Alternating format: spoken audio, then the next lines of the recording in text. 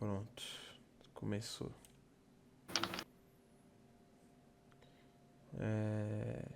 E aí, Léo? Eu tô aqui com o Breno pra gente apresentar sobre o Bcrypt. Manda um oi aí, Breno. Salve, Leozão.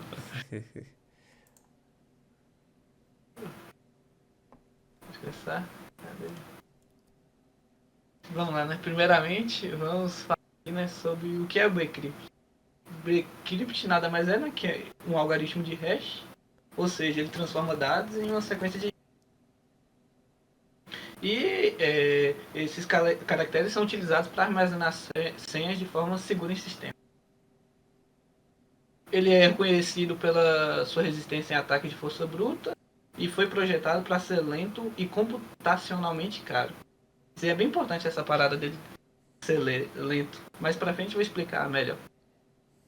E ele tem esse nome, né? Porque ele utiliza um algoritmo de Bloomfish.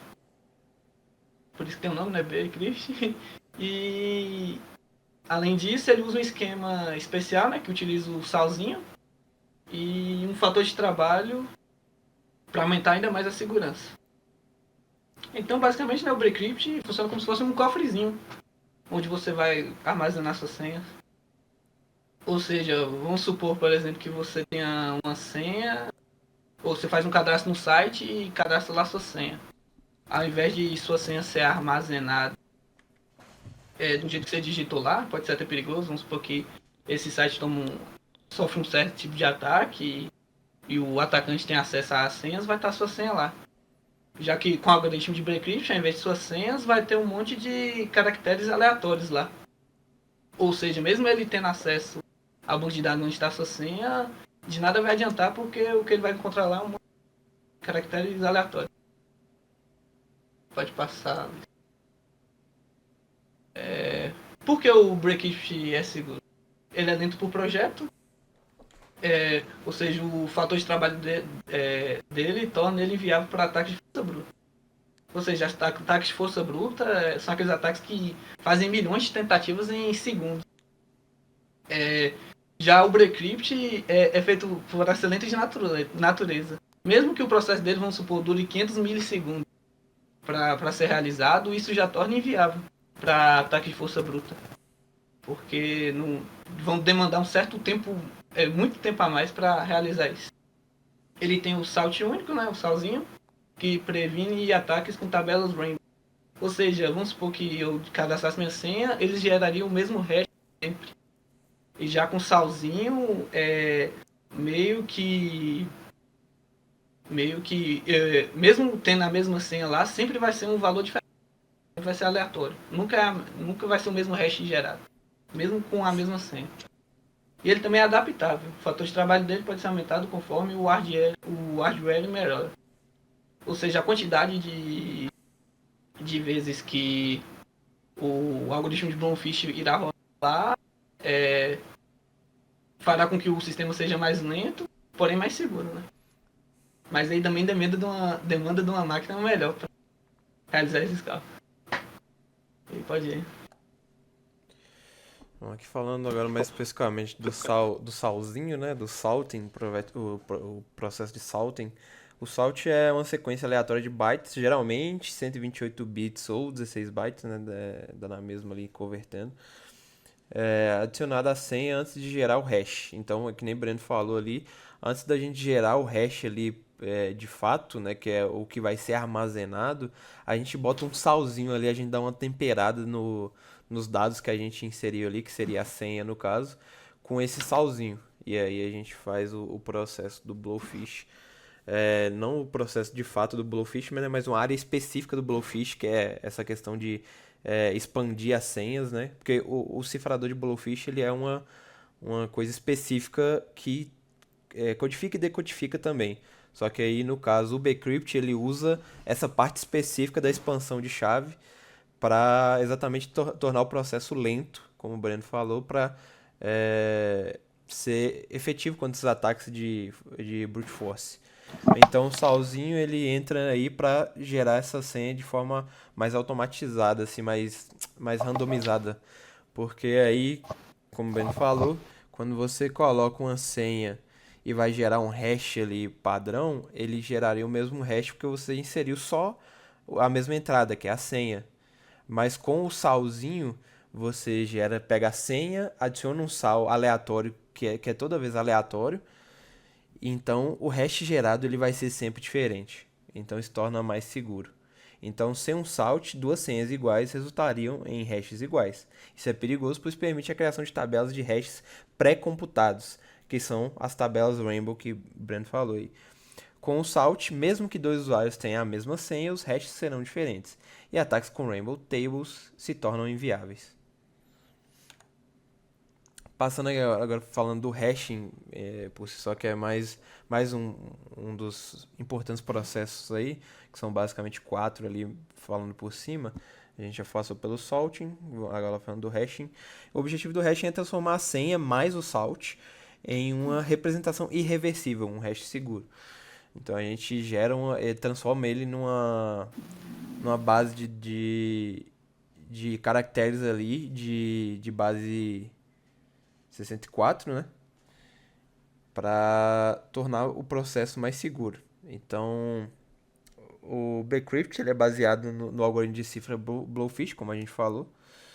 Só que ele é modificado para hash. Então, em vez de a gente usar de fato o Blowfish para codificar e decodificar, a gente usa a parte da expansão de chave do Blowfish, mas aí a gente traz para o hash, e aí o hash faz os cálculos, transforma em hash, e a gente faz essa combinação. Então o algoritmo passa a senha mais o salt por uma função de expansão, que é o que a gente falou, e por várias rodadas de transformação de dados, que é o Ghost Factor, que vou falar mais especificamente na frente.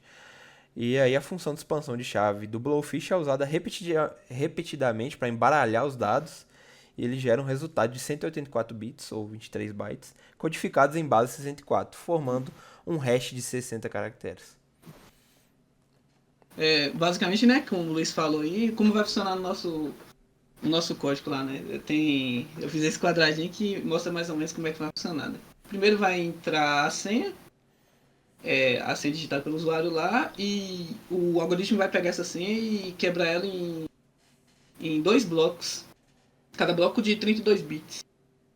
E vai começar a fazer uma brincadeira muito doida, vai começar a misturar, substituir, ficar trocando entre elas os dados com a chave secreta. O que diferencia o Bcrypt do Blowfish é que, além da chave secreta, tu embaralhar esses dados com a chave secreta, você também vai embaralhar com um salzinho, o que vai deixar mais seguro ainda. Com isso, ela ainda vai passar por uma rodada que vai misturar também, vai fazer umas substituições com umas estruturas chamadas S-boxes. Ou seja, além da mistura que eles fazem entre si, vai misturar também com essas S-boxes. Aí o que deixa cada vez mais difícil de entender. E por fim, né, vai gerar o dadozinho criptografado, o dado criptografado, né, que é possível desencriptar se você tiver a chave e o salzinho correto. Pode passar. Agora falando do Work Factor ou do Coast Factor, que seja. O Work Factor no Bcrypt é um número inteiro que define quantas vezes a função de expansão de chave, que é expansion, será executada. Ele determina o tempo de processamento necessário para gerar o hash de uma senha.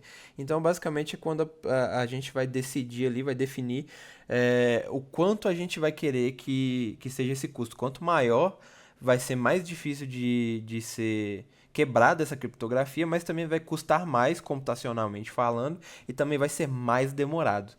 Então, esse cost factor é um valor que é exponencial. Então, a gente vai jogar ele ali no expoente de uma base binária. Então, a gente pega o 2 e joga no expoente do cost factor ali, que seria 10, por exemplo, que é o que a gente vai usar no nosso código.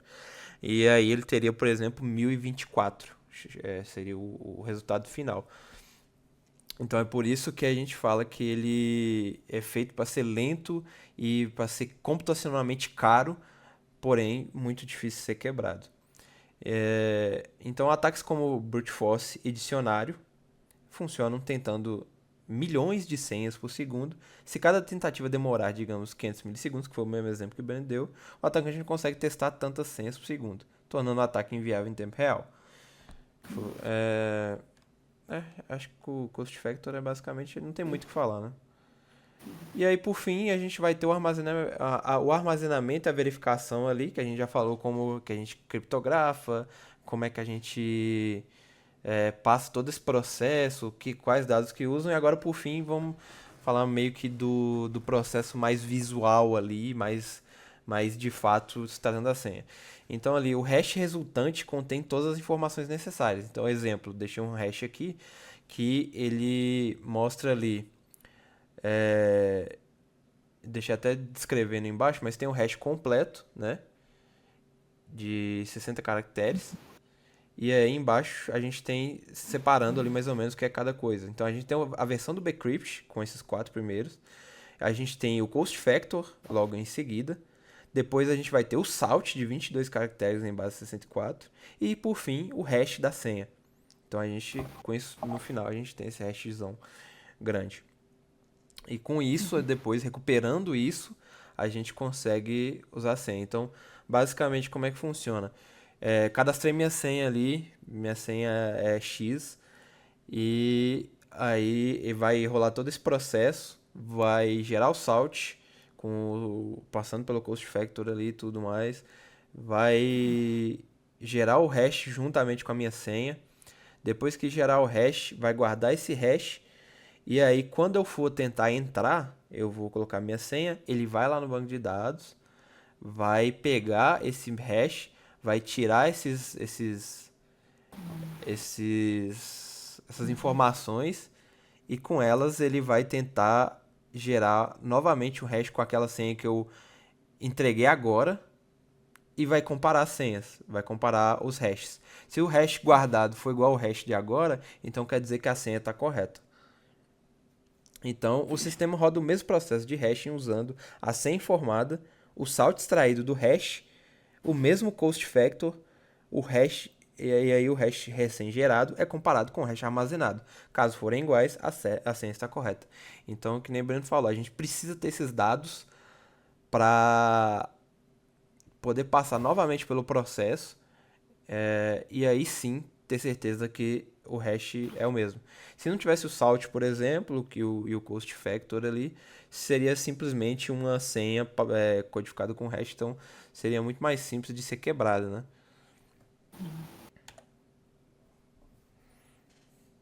Aqui é só para ter uma base, antes de nós passar para o código, para deixar ele bem mais claro ainda, né?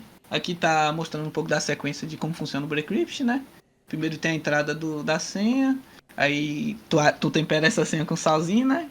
Que é gerado automaticamente. E logo após isso vai acontecer a expansão dessa senha com o algoritmo de Bloomfish. Aí também conta com as rodadas também de transformação, que o Luiz acabou de falar aí. E por fim vai ter o resultado aí, né? Resultado num 184 bits, que vai ser codificado em base 64. E por fim a gente vai ter nossa hashzinha aí de 60 caracteres. E aqui são as principais funções que a gente encontra assim, em qualquer sistema de Bcrypt. As três principais funções tem a gen salt, que ela vai gerar um salzinho aleatório lá, com o fator de custo lá, que a gente estipulou. Tem a hash pw, que faz o hash da senha junto com o salzinho, né? E faz a mistureira e tudo, faz toda a aplicação lá dos algoritmos e retorna pra gente o hash de 60 caracteres lá, o hash final, né? E o check pw, que o Luiz acabou de explicar aí como funciona o processo de checagem, né? Ele vai pegar a senha digitada por você, vai adicionar o salzinho o salzinho nela e vai comparar e gerar um hash, né? E vai comparar esse hash com o hash armazenado na database lá. E se for correto, né, vai ser aprovado. Pode passar. Aí a gente até colocou aqui o nome das funções aqui de acordo com o nosso código, né? Mas, como a Breno explicou como é que funciona, que são as funções principais. Mas aí no nosso código a gente nomeou dessa forma aí também para até ficar mais fácil da gente identificar lá na hora. Padronizado. E aqui, para uma visão mais clara, assim, aí é um sistema de Bcrypt que encontramos na internet, né? O Bcrypt Generator. É um sitezinho lá que você digita a senha. Aqui no Routes você escolhe a quantidade de vezes que vai ser trabalhado o algoritmo. Quanto maior o valor que você querer, a de quantidade de processos, mais seguro vai ser, mas porém mais lento o processo será também. E por fim vai gerar o hashzinho. E aqui na verificação do hash, você digita a senha e o hash e confere para ver se realmente bate, né? Porque a conversão com o Bcrypt de uma senha, né, é um caminho de via única, ou seja, não tem como você pegar um hash e tentar voltar para a senha, você não vai conseguir. A verificação é tu pega a senha, vai adicionar sozinho, vai gerar o hash e vai comparar esses dois hashes. O hash que foi gerado com o armazenado e conferir se realmente está certo. Aí é só um sistemazinho mais claro, tem o link ali, pra ficar, que é mais bonitinho assim, né? Pra não mostrar só o código. Agora nós vai partir pro nosso código que tá mais detalhado. Vamos partir pro código aqui. Vou diminuir o terminal aqui por enquanto. Mas começando aqui, primeiro é um código que a gente encontrou, né, nas nossas pesquisas. A gente encontrou esse código. Eu não lembro do nome do cara, mas essa é a abreviação, literalmente, do nome dele agora. Mas é porque a gente achou o código muito interessante, já muito bem estruturado, e a gente adaptou ele em alguns pontos para nos servir melhor, né? Mas aí você vai entender por que a gente decidiu por usar esse código do Damian Miller, tá? Que tava aqui, eu nem tinha visto. O J, nome do meio de americano, normalmente é escondido mesmo, eles não costumam Cara, falar. cara, cara salvou nós aí. Tava aqui Damian Miller, 2006 o código, mas é um código muito interessante. Aqui tem alguns disclaimers, né? Mas a gente vai passar por enquanto.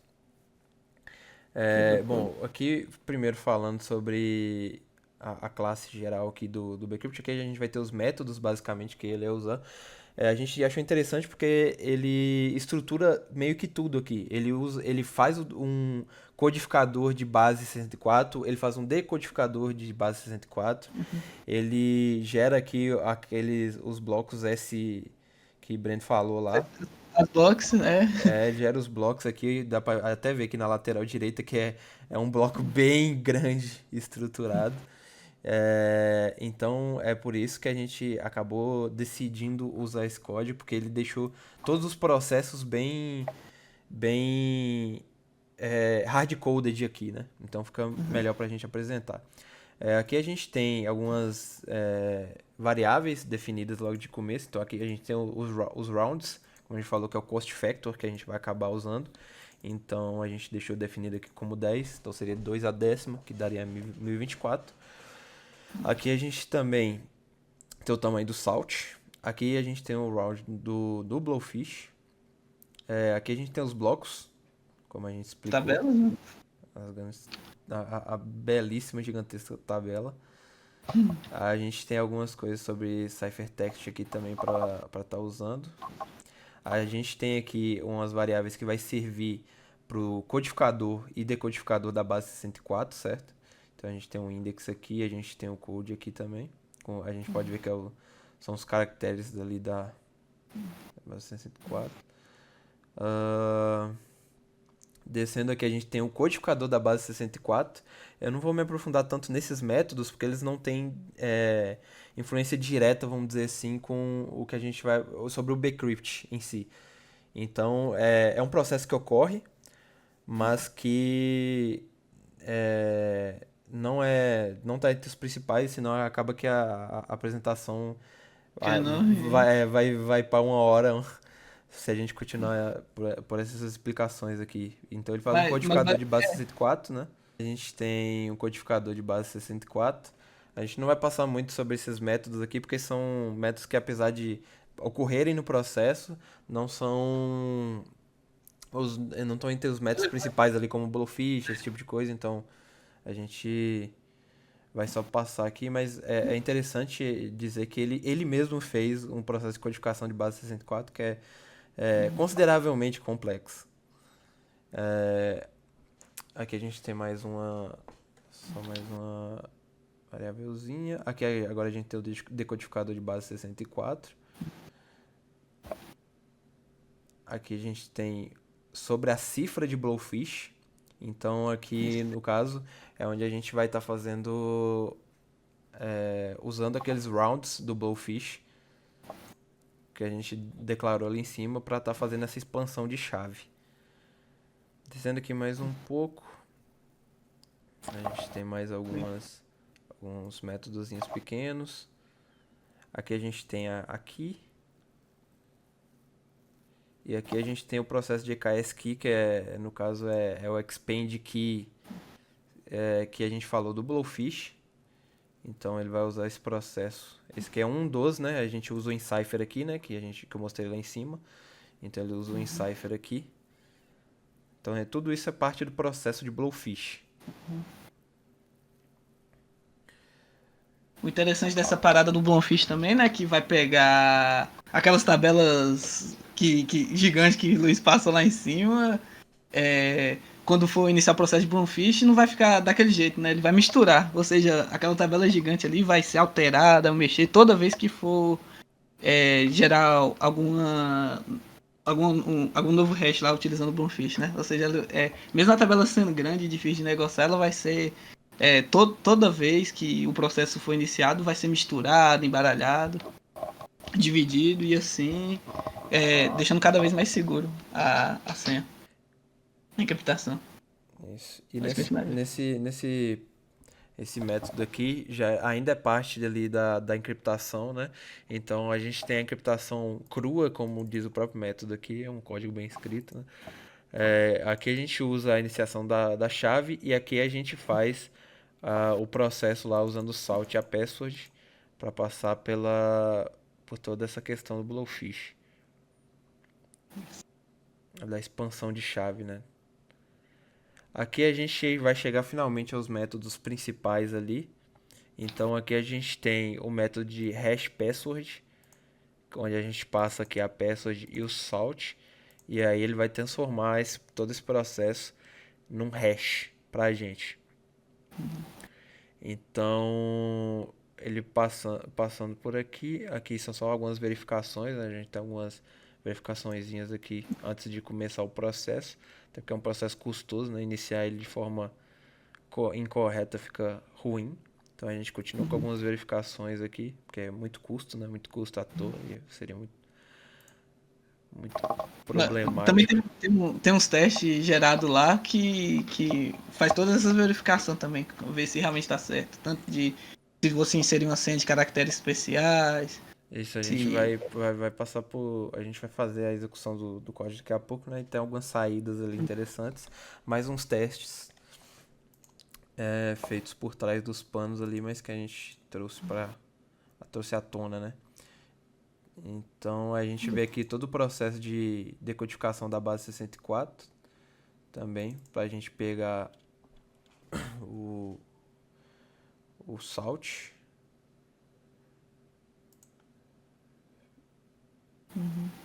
No final a gente só vai retornar aqui a nossa.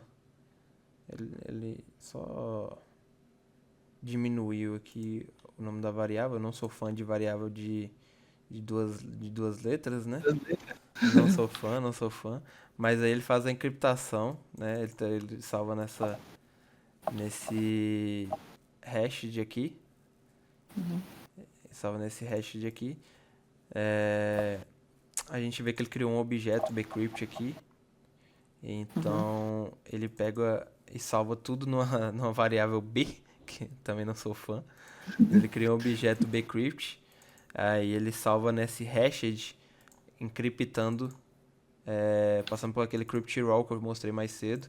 A password, o salt já passaram e os rounds que a gente vai ter ali de custo. Que os rounds anteriores que eu mostrei dentro desse método são só os do Blowfish de expansão de key. Aí agora a gente vai passar pelos rounds de custo. Então aqui a gente tem até algumas verificações para não deixar ser um mínimo de menos que 10 e também não deixar passar de 30 porque custaria muito. A gente tem até isso aqui. E no final a gente vai relacionando tudo isso no RS aqui. A gente tem até o codificador em base 64 no final das contas aqui, tanto do salt quanto do hash. Passando para o próximo método aqui, a gente tem a geração do salt. Que acontece até antes, né? Mas aqui só é questão de... É só criação dos métodos, né? São usados ali. Então, a gente tem a geração do salt, a gente passa os rounds que a gente vai querer e a randomização para ter essa segurança.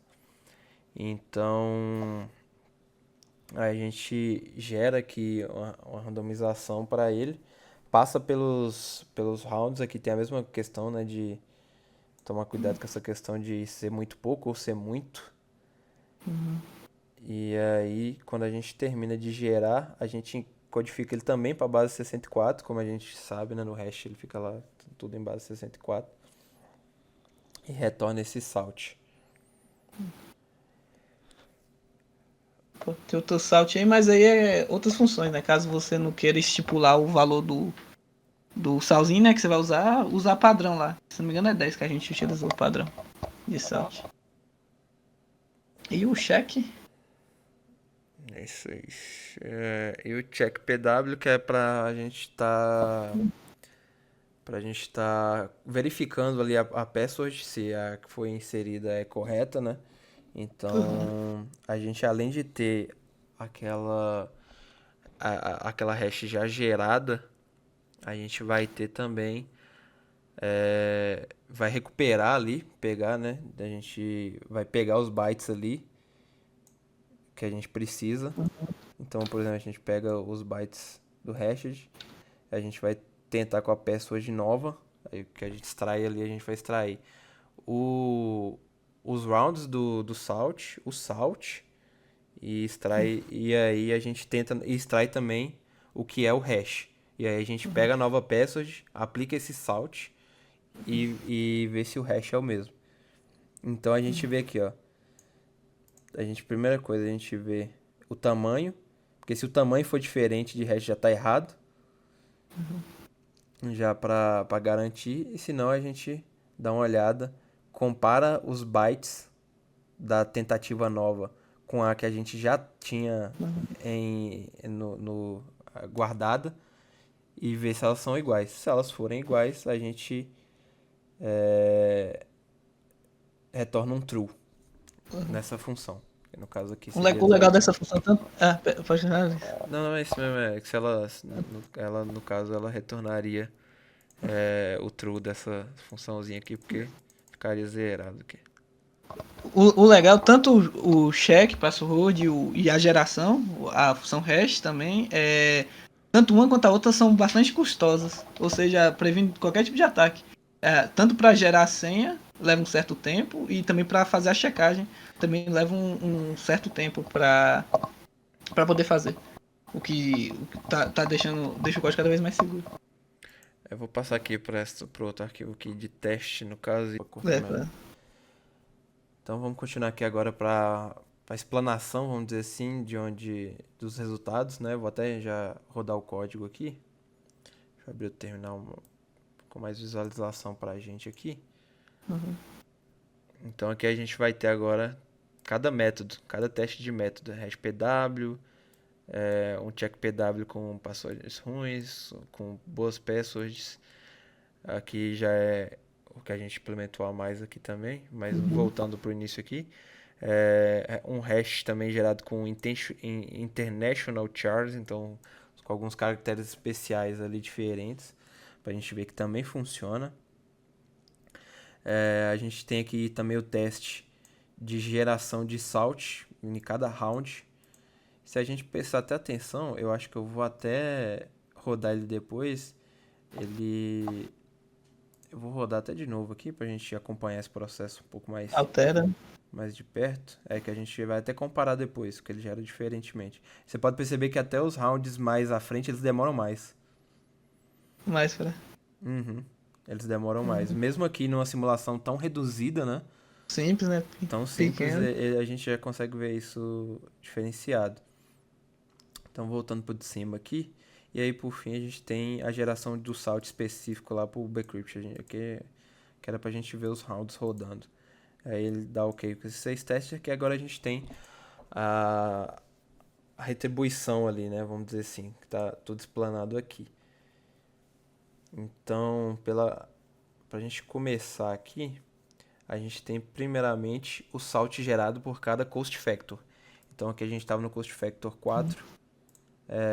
A gente testa, né? Fiz esse hash aqui, esse salt aqui, a gente com cost factor 4 gerou esse salt. Com cost factor 5 ele gerou esse salt. Com cost factor 6 esse. Então assim por diante. Por isso que a gente viu ali que até o 12 teve uma diferença de tempo. Porque aqui realmente não é falando tipo assim, tava nessa fase do processo, não. Isso aqui eu botei como se fosse aqui, escolhi um cost factor 4, ele vai demorar tanto e vai acabou gerando esse hash. Então, nesse último aqui, por isso que a gente viu que demorou tanto. Que ele não era só mais uma porção, não tinha aumentado um. Ele realmente passou por 2 elevado a 12 para chegar nesse hash. Nesse hash não, nesse salt, eu sempre confundo. Nesse salt. Então por isso que ele demorou mais para gerar. E a gente pode ver que em cada salt foi gerado diferentemente. Agora fazendo um hashing, passando pelo processo de hashing de fato de uma senha simples. A gente definiu aqui, né, minha senha segura. Até passando pelo código aqui, se achar necessário, a gente vai passar por esse aqui agora, certo? A gente definiu aqui, mocado mesmo, minha senha segura 123, seria a senha. E aí a gente guarda aqui no Salt 1, a gente faz mais uma geração de Salt, que é esse aqui, ó, que é o Salt usado que a gente vai ter, com 10 de complexidade, né? De complexidade de rounds, de computacional, de round computacional. E aí a gente gerou esse salt aqui. Então a gente tem essa senha com esse salt gerado. E aí, com o processo de hash que a gente faz aqui, ó, a gente usa o hash PW, a gente passa a senha e o salt gerado. E aí a gente vai fazer o processo de hash. E aí a gente mostra aqui, o hash gerado foi esse aqui. Aí a gente já tem aqui para comparar depois também. Agora a verificação da senha, a gente fez um teste com ela correta e com ela incorreta também. Então aqui a gente tem o hash armazenado, pode ver que é o mesmo daqui de cima. Então a senha digitada, vamos lá, nesse momento, esse aqui já é o usuário tentando logar, vamos dizer assim, e agora a gente vai pegar a senha de novo. Ele tentou entrar com essa senha, que é a senha correta, a gente extrai lá no banco esse salt, que é o saltzinho que a gente tem no hash. Esse é o hash gerado com a senha digitada, certo? Esse é o hash que a gente tem armazenado, que é esse mesmo de cima aqui. Então a gente pega esse hash que foi gerado agora, com o mesmo salt, com esse hash e vê se é igual. Uma coisa que a gente pode, se prestar bem atenção, for comparando aqui, a gente vê que ele é completamente igual. Então a gente tem que está correto, então o usuário pode se logar. E aí entra a importância do salt, né? Tem que buscar o salt lá, que seria diferente. Se outro usuário tivesse essa mesma senha e não tivesse o salt, teria o mesmo hash. E também entra aquela questão que Breno comentou, que o hash ele é unidirecional. Então a gente não pegou o hash que estava armazenado e transformou ele de volta em senha para ver se a senha estava correta. Não. Pelo contrário, a gente pegou a senha que acabou de entrar e transformou em hash para comparar com o hash que estava guardado. Então aqui agora a gente tem um teste com a senha incorreta, então a gente entra aqui com a senha errada. A senha digitada foi senha errada, tá? Só para deixar mais claro. Extrai o mesmo salt, a gente pode ver aqui que é o mesmo salt usado, mesmo salt extraído, né? Só que o hash gerado com essa senha digitada, ele agora é outro. A gente pode ver. Porque a senha é diferente. Então, aí a gente pega o hash armazenado, compara e vê que retornou false.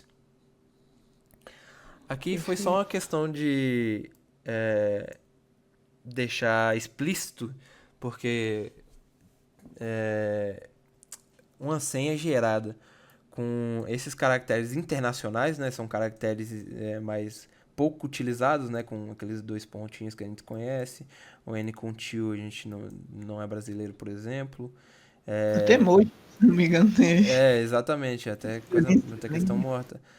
Porém, tudo isso ainda consegue ser passado pelo processo de hash. Então, a gente tem esse salt, a gente faz a geração do hash e consegue, mesmo assim, ter essa questão. Então, a gente tem o fim dos testes aqui. Aí, como eu executei duas vezes, a segunda vez, só que a gente tem uma senha mocada, então a senha é a mesma, correto? Mas aqui a gente tem geração de salts, de novo. A gente pode ver que são saltos diferentes também do que da primeira vez. Já são saltos, até os saltos são diferentes aqui, já. E a senha, apesar de ser a mesma, nesse momento a gente vai ter outro salt aqui, ó. Vamos pegar o final dele aqui, cr9 ponto. O hash gerado aqui nesse momento anterior aqui É diferente. é .4nqo. Então a gente tem dois saltos diferentes. Então por isso o hash gerado vai ser diferente. Então a gente tem aqui xr4w, o hash gerado anteriormente tinha o final scma. Então você até comparando os outros caracteres, se for de interesse, a gente vai ver que ele é totalmente diferente. Então a gente tem um novo hash aqui, totalmente diferente, com a mesma senha. Então isso aqui poderia ser até um outro usuário cadastrando a mesma senha, só que em outra conta. E aí a gente teria todo um sistema diferente, apesar da mesma senha. E aqui passaria pelos mesmos processos. O teste com a senha correta, com a senha incorreta e com os caracteres internacionais. Eu acho que para apresentação de vídeo isso aqui é suficiente, não sei. A gente passou muita coisa assim em cima, na aula a gente dá mais detalhe. Ficou A gente bacana. ia até sanando as dúvidas, né? Que a gente, quando a gente tá apresentando aqui, a gente que passou por agora, pra gente talvez tá suficiente, mas para você que acabou de assistir, tá com alguma dúvida. Ficou com alguma dúvida, não tem como a gente saber, então a gente vai sanar isso durante a aula ali, se necessário. Deus ajuda que talvez nem seja, né? Vai que tá bem explicado, né? Tá bom, né? Mas basicamente o nosso código fica por isso. Nosso código não, né? Parcialmente nosso código, teve parte de implementação nossa, mas devo muito agradecer aí ao nosso mano, deixa eu até pegar de volta aqui, Damian Miller, que fez um código realmente excepcional, que é perfeito para, acredito eu, para explanação do Bcrypt. Que nem tipo, essas tabelas, esse negócio, algo muito trabalhoso, então tipo, tu não achava canto nenhum. Todos os códigos que eu estava procurando ou gerando, sempre tinha uma funçãozinha ou outra que englobava, meio que mocava sumia com os tipo assim, tirava toda essa magia, vamos dizer assim, da frente. Mas é isso então. Pronto. O que, Léo? Gostou da ponto extra? Oh, Deus, precisa não. É isso aí. É isso, valeu. Falou.